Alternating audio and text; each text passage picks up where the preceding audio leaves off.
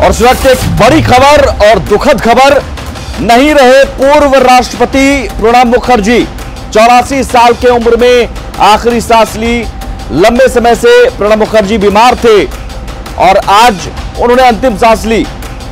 ये इस वक्त की बड़ी खबर और दुखद खबर। दिल्ली स्थित सेना अस्पताल में उनका इलाज चल रहा था। फेफड़ों में संक्रमण की वजह से सेप्टिक शॉक हुआ था और लगातार उनकी तबीयत बिगड़ती जा रही थी और आखिरकार उन्होंने दम तोड़ दिया, आखिरी सांस ली। 84 साल की उम्र में 2012 से 2017 के बीच भारत के 13वें राष्ट्रपति रहे।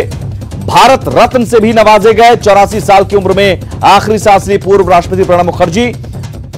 देश में तमाम दौर को उन्होंने देखा। 80 के दशक से लेकर, या हम यूं कहें कि 70 के दशक से लेकर अब तक लगातार कई दौर देखे, कई सरकारें देखी, खुद कई मंत्रालयों को संभाला था, फिर राष्ट्रपति भी रहे। 2012 से 2017 के बीच भारत के 13वें राष्ट्रपति और उसके बाद फिर भारत रत्न से उन्हें नवाजा भी गया। उनके कार्यों को देखते हुए जो राजनीतिक क्षेत्र में या फिर सामाजिक क्षेत्र में उन्होंने तमाम ऐसे काम किए, उनके लिए भारत रत्न से सम्मान से नवाजा भी गया था।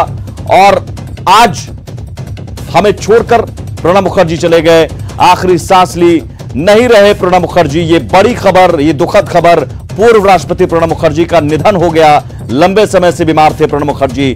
2012 से 2017 तक देश के राष्ट्रपति रहे, 13वें राष्ट्रपति, और काफी तबीयत बिगड़ने के कारण उन्हें सेना अस्पताल में भर्ती भी कराया गया था। इसी महीने प्रणब मुखर्जी की ब्रेन सर्जरी भी हुई थी और फेफड़ों में संक्रमण लगातार बढ़ता गया, सेप्टिक शॉक हुआ था। ब्रेन सर्जरी के बाद से ही लगातार उनकी हालत खराब थी और आज उन्होंने आखिरी सांस ली। ये बड़ी खबर।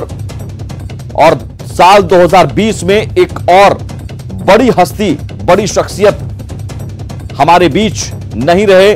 84 साल की उम्र में आखिरी सांस ली देश के पूर्व राष्ट्रपति प्रणब मुखर्जी ने।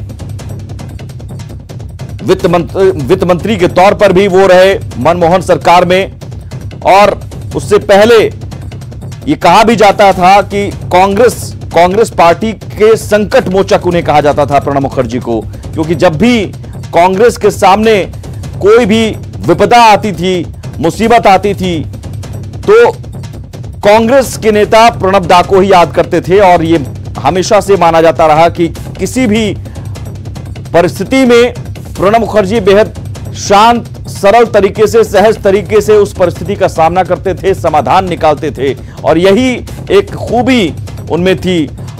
इसके अलावा जो मौजूदा राजनीति है या इससे पहले की राजनीति, तमाम नेताओं, या हम यूं कहें कि 3 पीढ़ियों के नेताओं से उनका रिश्ता बेहद मधुर रहा। चाहे वो विरोधी हो या समर्थक हो, कांग्रेस हो, बीजेपी हो, कोई भी पार्टी हो, किसी भी पार्टी के नेता प्रणब मुखर्जी को बेहद सम्मान से हमेशा से देखते रहे और सभी पार्टी के नेताओं से उनका रिश्ता हमेशा से मधुर रहा। कभी भी उनके शैली में, भाषण शैली में या बोलचाल में गुस्सा या कहीं भी तनाव नजर नहीं आता था। हमेशा से सौम्य, सरल, सहज दिखने वाले प्रणब मुखर्जी देश के 13वें राष्ट्रपति भी रहे और उस दौरान भी कई उनके लिए फैसले इतिहास में दर्ज हैं।